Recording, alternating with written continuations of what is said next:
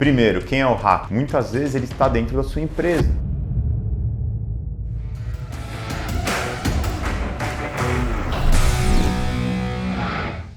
Pessoal, vamos conversar aqui de segurança. É um assunto sério, tem se falado muito em cibersegurança, tem se falado muito em sequestro de dados, mas tem se esquecido um pouquinho que existem outros tipos de ataque. E eu acho que a principal questão aqui é a gente entender o porquê isso acontece, quem é o hacker e tudo mais. Vou tentar trazer um pouquinho dessa ideia aqui para vocês. Primeiro, quem é o hacker? Bom, o hacker ele não é aquela pessoa que todo mundo pensa lá dentro de uma caverna com um computador ali que rasgou o CPF, o RG. Ele está simplesmente falando assim, cara, vou atacar todo mundo e vou acabar com a tecnologia do mundo. Sim, já existiram alguns hackers com essa visão, mas não é o hacker tradicional de hoje. Vamos começar da seguinte forma. O hacker, ele é uma figura que no passado, ele trabalhava muito mais em prol de cyberativismo. Então, ou seja, ele sim atacava lugares, ele se aproveitava das brechas de segurança, muitas vezes para mostrar que aquela instituição ela era falha ou que aquilo poderia ser melhorado. Não necessariamente a ação dele era maligna, mas sim, às vezes, a ação dele era para reivindicar alguma coisa, às vezes a melhoria de um serviço, de alguma coisa, ou até mesmo protestos políticos e tudo mais. A partir de uns anos para cá, a gente começa a ver uma atitude no hacker um pouco diferente. Vamos chamar de hacker SA, ou seja, realmente se tornaram empresas, ou seja, gente se especializando em como aplicar golpes com fins lucrativos. E aqui é onde mora o grande problema desse ramp-up, dessa subida vertiginosa, exponencial que a gente pegou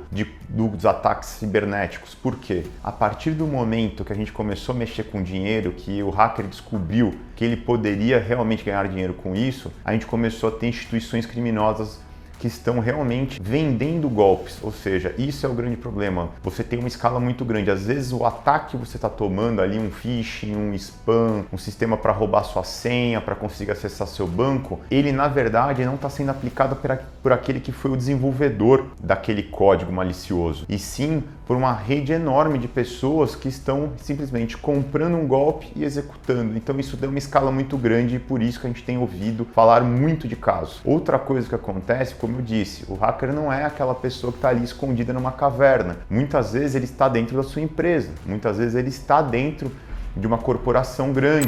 A rede social reconheceu neste sábado que os hackers que acessaram as contas de personalidades e figuras políticas o fizeram graças à manipulação bem-sucedida de um pequeno número de funcionários. Muitas vezes ele tem acesso a informações da infraestrutura interna daquela empresa, do qual facilita com que aquele ataque aconteça e existe uma cadeia de pessoas beneficiadas com aquilo. Então por isso que a segurança é um assunto muito importante ser tratado em todas as camadas, não só do mundo até das suas ferramentas ou soluções, como também de dentro da sua empresa. E isso é uma coisa que muitas vezes fica esquecido, né? Muitas vezes as pessoas as empresas só se preocupam do seu firewall para fora e não do que está acontecendo dentro da sua empresa. Então isso é uma coisa que eu acho que a gente tem que aumentar a nossa atenção e lembrar que tem uma série de outros tipos de ataques e que infelizmente, ainda mais com os processos que a gente passou de pandemia e tudo mais, houve um aumento significativo disso. E um ponto a mais, lembra que agora com o crescente do home office, você ainda tem um ambiente a mais como empresa a cuidar, que é o ambiente da casa do seu funcionário.